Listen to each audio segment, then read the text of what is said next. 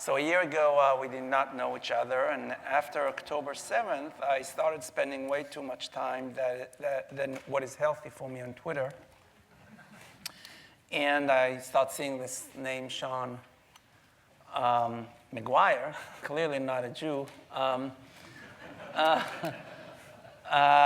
being a partner at Sequoia, and yet, which is a big platform. When you're in a big platform, I know from experience, you cannot really be yourself to the same extent as you can be when you're not.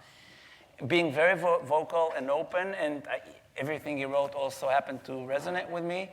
So I got curious, and I reached out. After a week or two, I got curious. I reached out to one of Shaun's partners, and that's how we got connected. And so first of all, let me ask you about this. Okay, that's a good place to start. How come you cared so much? Yeah. And still do, because I saw a post from this morning. And how can you even do such a thing when you're inside a firm? First of all, great to be here. Hey, everyone.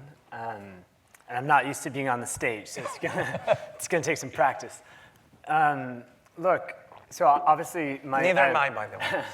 I have one of the least Jewish names ever, but my mom's side is Jewish. My mom's mom is a Cohen, so you know what's in a name. I was raised with both cultures, but deeply identified with Judaism, and that we were much closer to my mom's side.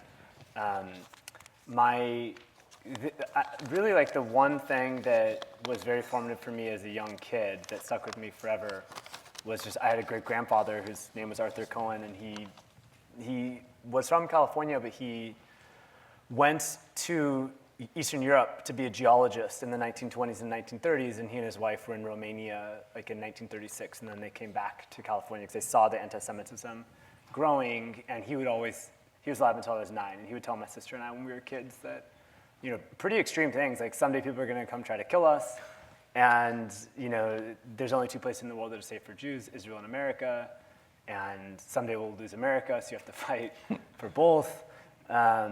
And you know, as a little kid, those things are formative, and it definitely did have an impact. And then in addition to that, just my whole life, I've been trying to understand this conflict in this region, and by having a non-Jewish name, it actually gave me access that no Jew normally has. And I took that very seriously. Like, I haven't said this that explicitly, but like, I've been to over 100 countries. Part of what I was trying to do was trying to understand anti-Semitism. I've been to at least 20 Muslim majority countries. I've been to mosques in all those countries. I have been in Muslim countries during Ramadan in at least 6 countries, fasted during the day, would like go to the mosque at night, have, you know, people would invite you to their house for like iftar meal, just because if you're a traveler there. And after like 2 hours of being in someone's house on Ramadan when you all fasted together, then as a dumb American slip in, so what do you think of that Israel place? and that's when people really tell you the truth. And I think I understand the other side better than almost anyone. And I also worked in information warfare for a long time. You know, I also worked in physical war. I deployed to Afghanistan, supported the US military. And so I just kind of all these different pieces come together, and even before October 7th, I mean, I figured something like this would happen because this has always been happening in the region, and I had made a deliberate decision that whenever the next flare-up happens, like, I'm gonna be very loud, that like I'm at a point in my life where now I have the context that very few people have, and like I don't care what the consequences are. And so then in terms of being able to do it within Sequoia, like it was not easy. And I mean, I was willing to get fired. My view in the beginning, I had no idea how people would react, and I figured there's like a 50% chance I get fired. And I'll give Roelof a lot of credit. Like Roelof has been, and Doug as well, but Doug had already kind of left the senior steward role. And you know, like there were a couple tense moments early on, but Roelof has really had my back, and you know, I give him just incredible like credit for that. No, that's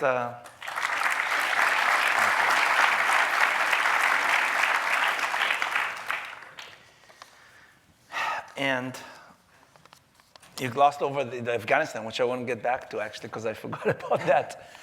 But how was your message received in the more general ecosystem in the Bay Area?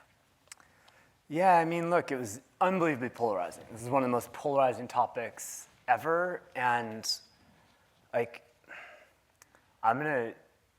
to be very honest, like one of the things that I viewed as my job, and I started tweeting on October 6th, California time. You know, like I was at Shabbat with my family. I have some Israeli family, and we were getting all the, you know, rocket alerts, and just as backstory, there had been a military parade in Iran on like September 21st or September 22nd, which was, I follow Iran very closely. It was like unprecedented military parade.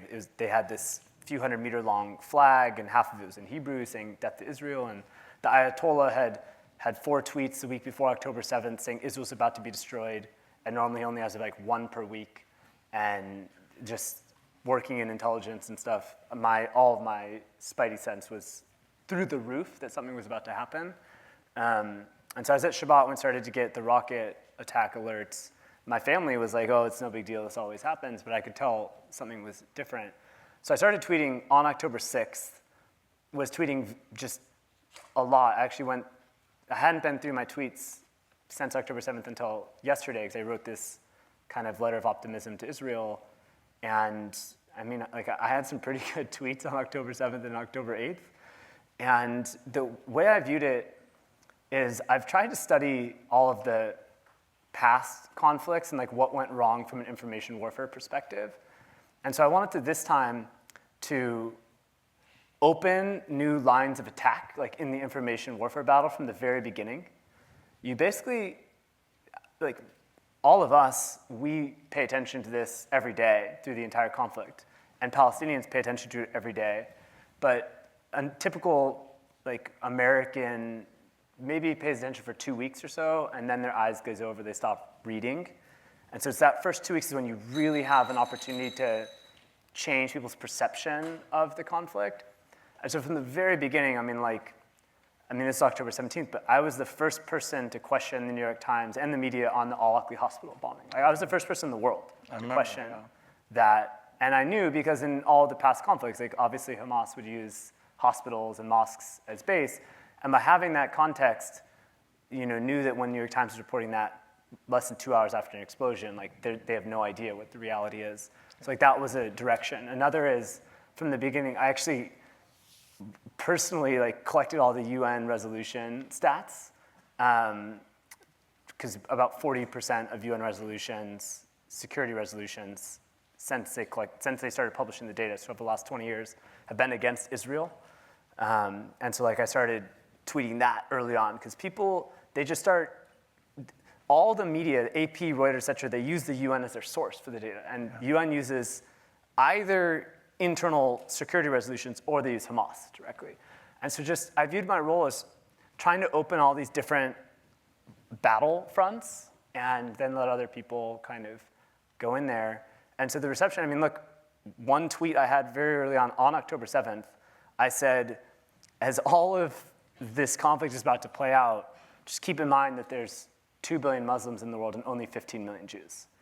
And that was very, I got a lot of people tried to get me fired for that tweet. Even just, basically, the more you're on the nose with something, the more people react negatively. Yeah. So the 3 things where people really what was the issue? I mean, I think the point that you were trying to make was that there's more voices. Just because there are more voices in one direction doesn't mean that they're right.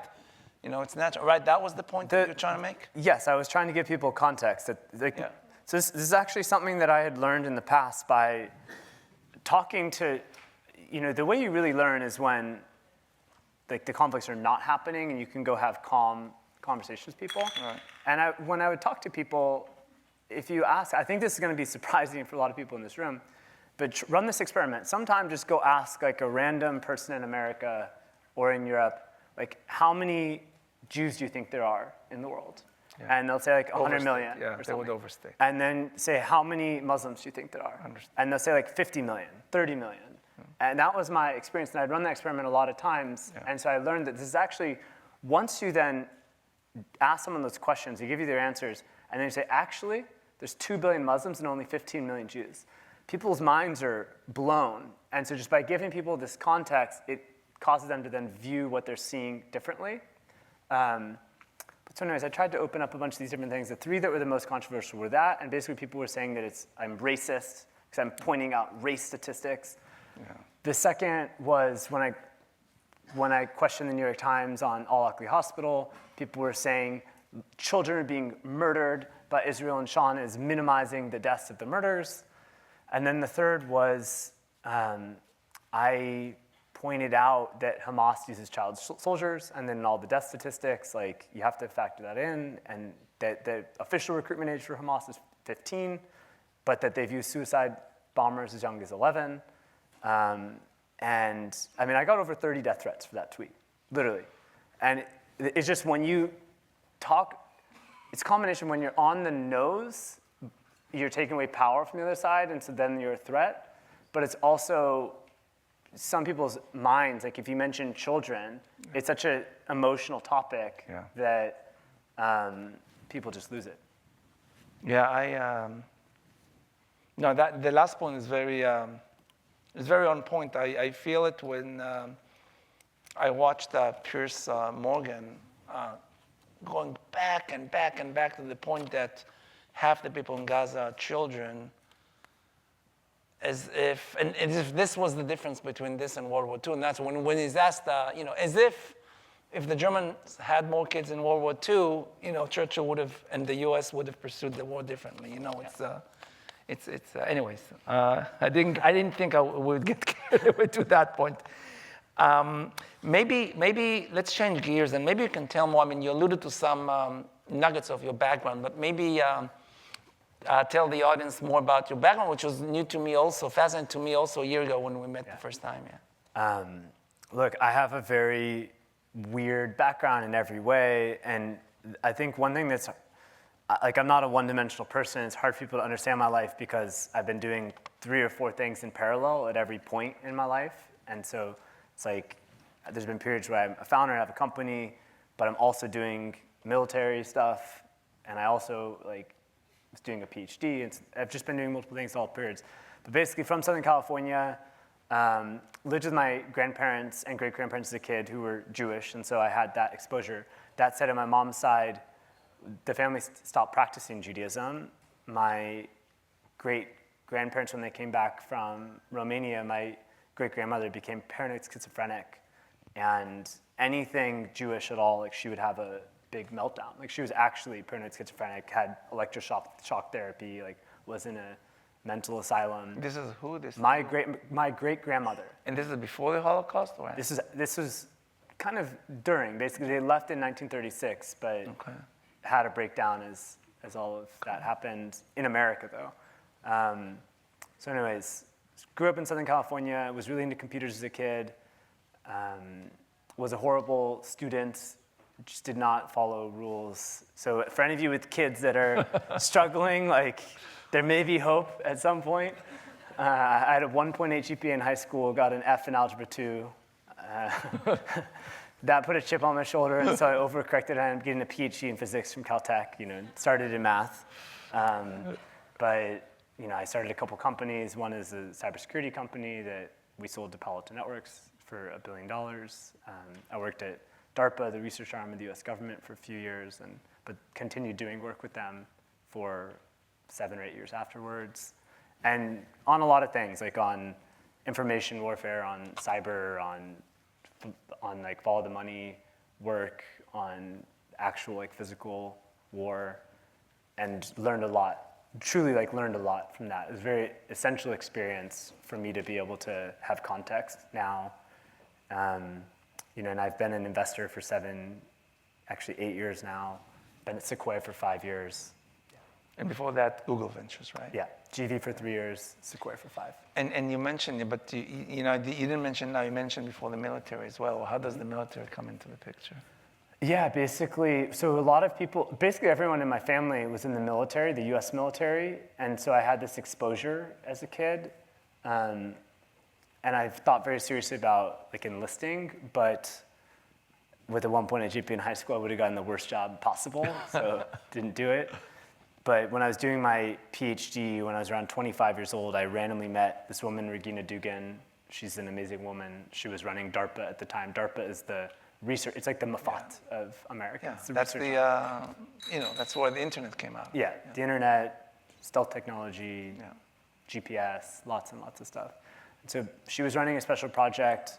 DARPA is normally building technology for 20 years in the future, but because the US was this was 2009, 2010 to 2013 or so, but I was there 2010 to 2012.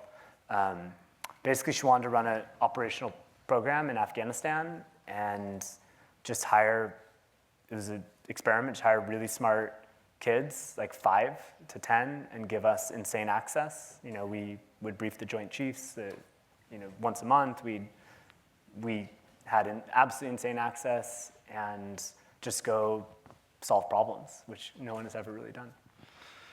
That's crazy. So again, changing gears,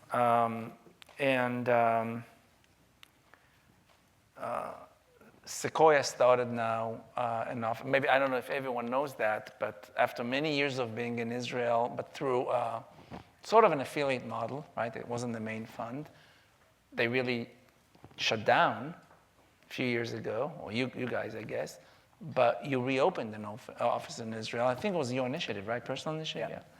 So, which first of all, it's amazing that this is being done after October 7th. Everyone expects people, if anything, investors to stay away from Israel. You're doing the opposite, which is great. So maybe you want to talk about that. I mean, how did you make? I mean, and it's not like you have 15 different offices. You only have 3: Bay Area, London, and Tel Aviv now. So maybe, talk about that a little bit. Yeah, there's a few things to say. First, on a personal level, obviously I deeply love Israel, but there's had to be a good business decision. Next, just on a personal level, I'm the crazy person that when there's a fire, I run into the fire. And my grandfather's a firefighter, so maybe it's in the DNA. But on the business level, Sequoia has an incredible history in Absolutely. Israel. We incubated Palo Alto Networks. We were the seed investors in Mellanox. Yeah. And there's a bunch of others. We had Sequoia Israel. In the last 5 years, we made a lot of really fantastic investments in Israeli founders, obviously, Asaf and Wiz, and I want to give Gilly Renan a lot of credit. Sure. For 3 or 4 years, like almost all of the good investments we made in Israel were really in partnership with Gilly. He helped us a lot. And for what it's worth, I was pretty involved in all of those investments, more than people might realize. But after October 7th, I just think there's a lot of alpha in doing things different than other people, being a first mover, being a contrarian. It's obvious, the talent in Israel is best in the world, and the scale of ambition is a different level now than it was before. And I personally think that October 7th and this war is going to make Israeli founders even better. It's an even bigger chip on everyone's shoulders, even more motivation. And so I think that I think it's going to get even better. Yeah, I by the way, I agree, but. And I gotta say, I'm buying a house in Israel. I literally wired the money 40 minutes ago. That's where in Herzliya? Yeah, I'm not cool like Oren in Neve Tzedek. It's up in Herzliya Pituach. Okay, what do you think in general about venture today? Where we are in the cycle, how bullish are you? And Yeah, look, I think it's a low point in the venture cycle that comes from combination of end of technology shifts and zero interest rates, which made it easy to raise capital and create new funds. There was less supply of good companies because of the end of tech, tech waves and more competition because of, more firms. And so I think it was a pretty bad time the last 4 or 5 years or so to be a VC. But I'm optimistic in the long run. I think that technology is gonna just eat more, is gonna just have a bigger and bigger role in society. I think that we've already had some level of contraction of the venture industry, and we're, I think, at the very early beginnings of some new tech kind of trends. AI is the obvious one, but I also think hardware is really coming back, and I can give a long monologue on that, but I think there's going to be a lot of opportunity. Yeah, I was going to say that we deserve an award for not mentioning AI for 30 minutes.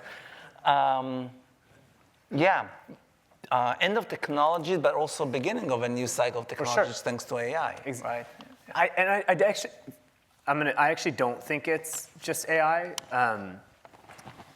I wrote a big manifesto for Sequoia about 3 years ago, which has turned out to be pretty prescient. I basically called it a hardware manifesto.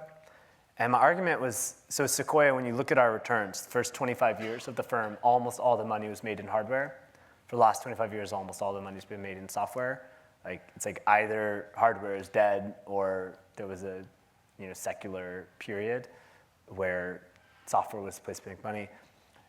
Almost by definition, and so I wrote this 3 years ago, every software revolution is preceded by a hardware revolution. Sure. By definition, to have the app store, which created opportunity for DoorDash and Uber and all these companies, you had to have the iPhone. The iPhone isn't just Apple, it's Qualcomm and Broadcom and Cisco, and it's decades of innovation and infrastructure getting laid.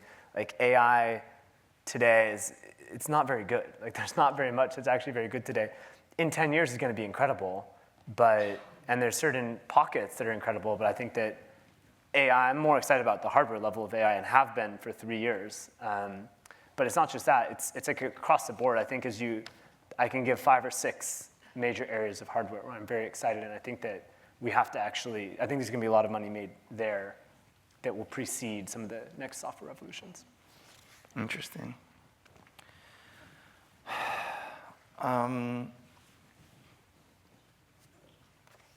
So other than hardware, what other things excite you? And can you maybe give specific examples of things that you've recently done? Sure. I'm insanely excited about SpaceX. I think the company's still underappreciated. There's a guy sitting right there who's a good friend of mine, Alex Jacobson, who was he was at Founders Fund. He was one of the earliest investors in SpaceX. Whenever you have a cost drop in an industry, it leads to all sorts of second and third order opportunities. And the cost of getting a kilogram to orbit in space was about $100,000 a kilogram in 2000. For SpaceX, it's closer to 1,000 today internally, something like that. And with Starship, the forecaster can get down to $20 a kilogram. And it will take a while before that's happening at scale, but not as long as you think. I think in 5 years, we're going to go from it having been almost impossible and prohibitive, and also prohibitive to get things into space. It's going to be actually quite cheap. And I think there's almost no good space business models right now, almost none. I'm not saying to go invest there, but I think that when we look 20, 30 years in the future, I think people right now are really underappreciating how it's like in America when the Transcontinental Railroad was laid. It's the last 10 years, SpaceX has been laying the railroad, and it's about to be turned on. And I think that it's going to be very interesting. I'm interested in, let's see, I'm still interested in crypto. Just being a contrarian, I think that I was making AI investments 2-3 years ago. I've made fewer of them the last year and a half. I think that people it's very easy to poo-poo whatever's not hot right now. And don't get me wrong, like crypto has so many scams and so many problems. So does AI, for what it's worth. One of the things for myself, you know, I started my PhD in AI at Stanford in 2007 in the stats department. And then I moved to Caltech to do a math PhD, and then it became a physics PhD. But in 2009, when Bitcoin was invented, the people that were interested in Bitcoin were the same people that were interested in AI. Literally the same people. Like Balaji Srinivasan was doing a postdoc at Stanford in AI applied to biology. You know, Elon was interested in both. Sam Altman was interested in both. Sam Altman obviously has OpenAI, but he also started WorldCoin, which is a crypto company. I can go on, but like for me, it's literally the same group of people, which are people that loved applied math and thought about the future. And it's been very interesting for me to see people going like, one side is celebrated, lionized, the AI people, they're good, and the crypto people are, you know, bad, because it was literally the same group of people in 2009 to 2014 or so. Just one very, this is a horrible anecdote, but the top conference in AI for, I mean, even today, it's NeurIPS. NeurIPS used to be called NIPS. I think they changed the name in 2017. The reason why they changed the name, does anyone know why they changed the name from NIPS to NeurIPS? So basically, and I've been going to NIPS since 2012. Basically, at the 2016 or 17 NIPS, this woman, Riva Tez, who's a crypto person and an AI person, she hosted a party called Tits. It was a side party at NIPS in Long Beach. Elon came to the party, like, Elon tweeted about the party, and it was all just like a joke, like making fun of it. And it was like Vitalik Buterin was at the party. There was like a NFT badge to go to the party, and then they renamed, all the organizers got super concerned that there was a side party called Tits, started by a woman, making fun of NIPS. And so they renamed the conference to NeurIPS. But there are these deep connections between the two. And there's just been an incredible amount of innovation in crypto that people don't understand, even just for basic things like money movement.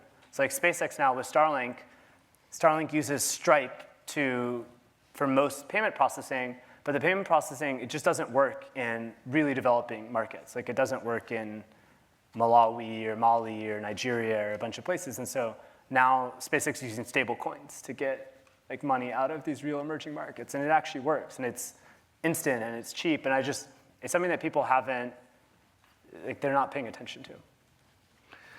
Fair enough. Maybe this is a good opportunity to open it for questions from the audience.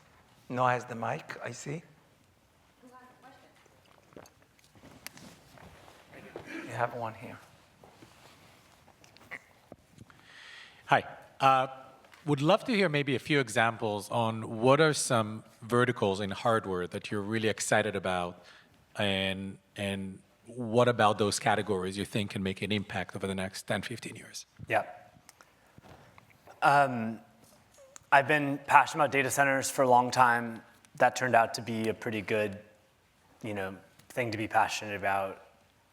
When I was at GV, I invested in a company called Light Matter, which was initially like a optical TPU, which is now optical. It's basically optical Mellanox, so it's like how to move data around from chip to chip using light instead of electrons.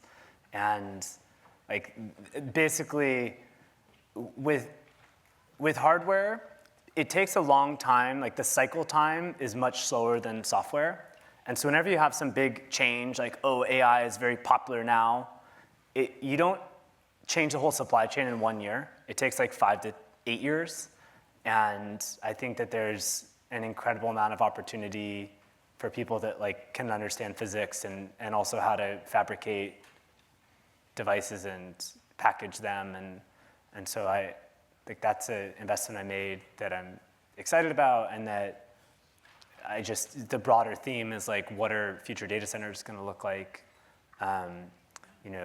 I mentioned space. I think that space is very underappreciated. I'm going to mention a company that I shouldn't mention because we never announced it, but I led the seed in an like crazy, insanely crazy idea called Reflect Orbital, which went very viral about a week ago. It's talented young team, and it's going to sound insane, but they're trying to. The insight is that there's two exponential trends. One is solar costs have been dropping dramatically, and production has been rising dramatically. And on the other side, launch costs are going to drop dramatically. And I really haven't seen many good business models in space, but I think this is one of the first ones I've ever seen where all the math is pretty incredible. And so basically, there's all these solar farms on the ground, like 30,000 or so of them, and they only operate during the day when the sun is up.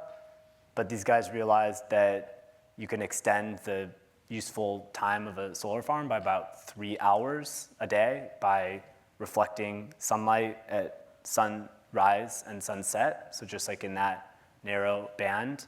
And it's not nearly as expensive as you would think, and all you're doing is putting up a mirror. You don't need you don't need like a whole factory in space. You just need a mirror, and it could be like a sheet of mylar or some just reflective, very light material with a little bit of steering. So the mirror is in space? The mirrors are going in space.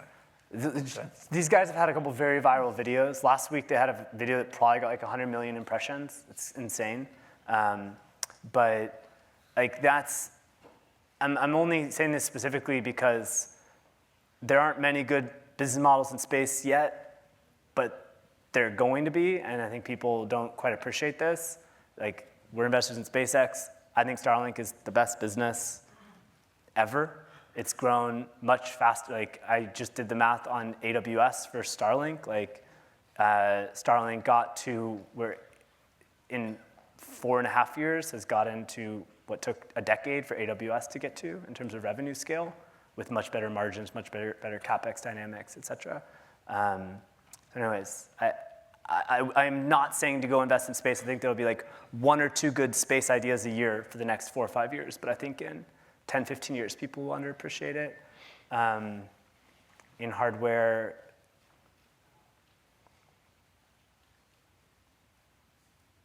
the Elon companies.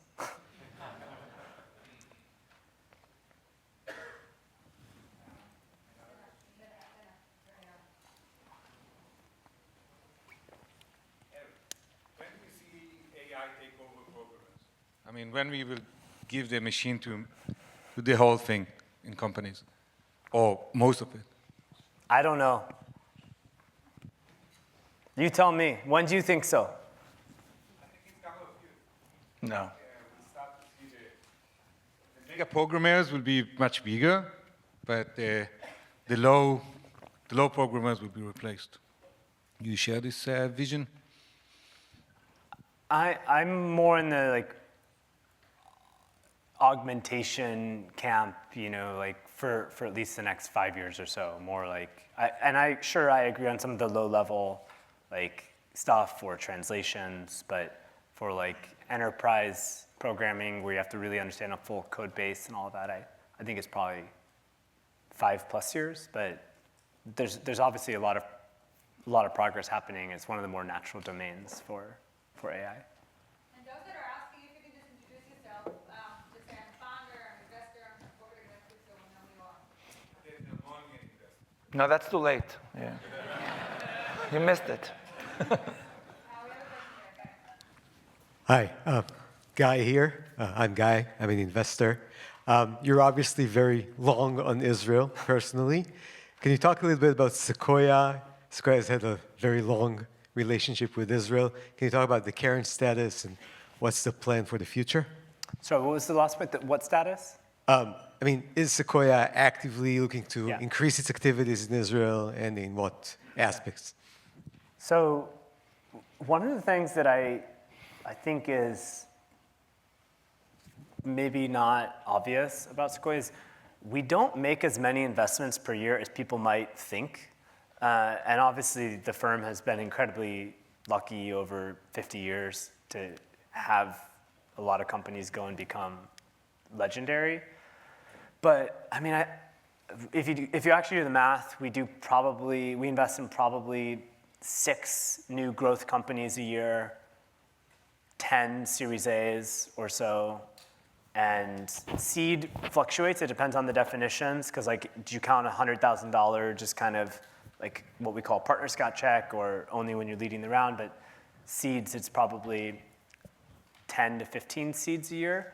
So across all companies, all geographies, it's like 30 new companies a year, maybe less. Like it's really 25. It's really not many.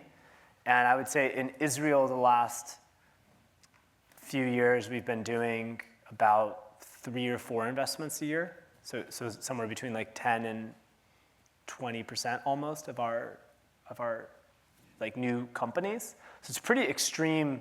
Like we've been doing more investments in Israel than the rest of Europe combined. And I think that will probably continue for at least the next 5 years or so. Like until Europe gets much better, or until Israel gets worse, which I don't think will happen. It's Startup Nation. But I want to put some perspective on it. And part of why I'm doing this is, one of the things that's hard for me, because I think you all know how much I love Israel and how much it means to me. Like if you've ever read my tweets, you can probably tell that. And I feel a deep connection to basically every Israeli, but I can't meet with everyone that reaches out to me. And we really have we say no to almost everyone. We have very, very small number of investments per year.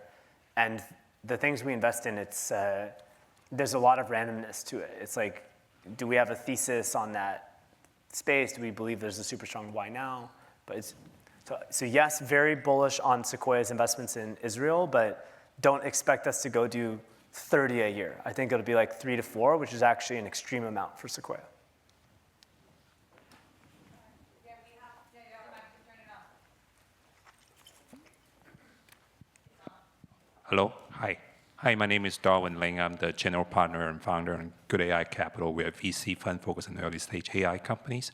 So I have just a short question here. Based on your background in physics and hardware, so you talk a lot about how you want to look at the emerging opportunities. So I just want to get some quick thoughts about quantum computing. Is it too early, or is it like really something where you can actually start looking at from an investment kind of opportunity here? Yeah. Look, I don't want anyone to over-rotate to my comments. I'm only one opinion. That said, I did do my PhD in the quantum information group at Caltech. And I led the Series A in a company called IonQ, which is a SPACed, but still public, doing okay quantum computing company. Look, I absolutely love quantum. I think that quantum will have a huge impact on the world. It's hard for me to, one of the things I believe as an investor is that a lot of times the future is non-deterministic, and like at Sequoia, there were companies that COVID helped and companies that COVID hurt. Literally there were some companies that it killed and some that it gave escape velocity to and will go on to be big companies. With quantum computing, I think there's some kind of unknowns for the future with things like, how much money do governments put into it the next 3 to 4 years? Do we start to really, even right now, quantum sensing is one of the most disruptive things you could possibly be doing from a military perspective, 100%. But US and Israeli, and sorry for any of you that work in Mafat, yes, even Israeli government, are not very good at quantum right now and are not taking it seriously enough from a defense perspective. But if that changed very quickly, then that drops the cost in the supply chain and the tooling, and I can't give an absolute statement on the timeline for quantum, but for fundamental physics reasons, eventually quantum computing will be a big deal. I would say quantum computing is not mature right now, but quantum sensing is, and that's a more important thing than people realize. And quantum sensing can bootstrap you to bigger quantum systems. Hi. My name is Sanjeev Dang, and I run UFirst Capital, VC Fund, Enterprise, SaaS, AI. I used to be at Inter Capital. Can you please double-click on your hardware investment thesis? I'm curious about the sub-bullets underneath that thesis. And if you can also touch upon the fact that hardware companies tend to be capital intensive, even if they are purely design, like chip design, no manufacturing, no fab, of course, still it takes 5 years to take off. So I didn't post the memo initially because I wanted to keep the alpha for Sequoia, but now this idea is in the air, and so I'm just going to take your comment as an action item, and I will post a sanitized version of the memo in the next week or so. The reason for sanitized is I included all of Sequoia's historical return data in it, just because it really was how we made all of our money for the first 25 years. But I will post it, and I talk through all of this, what I look for in hardware companies, how to think about raising money, how to think about risk, all of that. We'll do one last question here. Thank you. Ayelet with Microsoft. I don't mean to change the award that Oren was trying to get here, but on AI in particular, where do you see the most promising use cases, or whether by industry or geography, or what's interesting for you in AI today?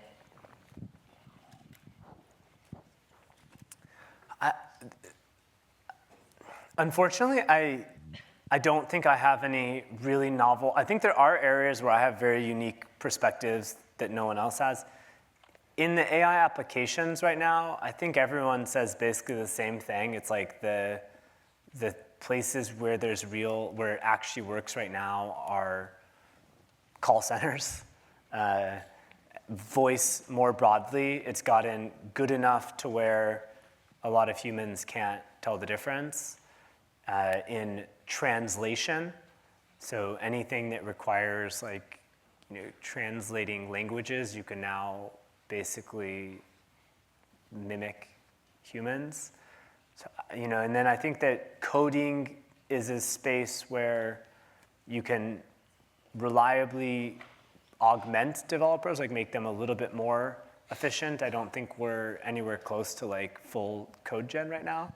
But those are basically the areas where I think that AI is pretty mature right now, and you can actually unleash on the enterprise and have a material impact. For most other areas, I think that it's, and then from the consumer perspective, obviously image generation is pretty incredible. I think the next thing on the consumer side will be video. The video models are not very good right now, but I think we're a year away from that, in my opinion. But other than that, I don't have any genius insights here. Oren, any for you? I would echo what you said. Maybe, I think in general, there are most functions that are being done by employees. You can envision that they can be, at the very least, being seriously augmented. Sales, for example. So not just customer support, for example, also sales, also because I just think it's gonna. I think this hybrid thing that it really, and with coders, at the end of the day, it's a little bit simplistic, but at the end of the day, even if the interaction is through natural language, you still need someone who knows what they want from the machine to do. So you need someone to be able to tell the computer what they want them to do, and that someone cannot be Joe Schmo from the street. It has to be someone who knows what they're doing. So just like in the old days, people interacted with the computers directly through really writing in machine code and then assembly code and then higher abstraction languages and then yet higher abstraction languages. This is another layer of abstraction as I see it, but still you need someone to tell the computer, I want this done, and this is not a word, this is complex. So that's why I think you're right about maybe junior, low level, but history taught us that the more abstraction you have, the need for programmers doesn't go away, because we have way more programmers today than we used to have when it was much harder to program. And because you have, all of a sudden, people find other ideas that they can do. And so that's why I personally don't think, at least I would, my daughter wants to be a programmer, and I've not been discouraging her, because I think she'll, I think it's probably going to be a good skill for her to have no matter what. So. For sure. Well, we're out of time, so I want to thank you very much. Thank you.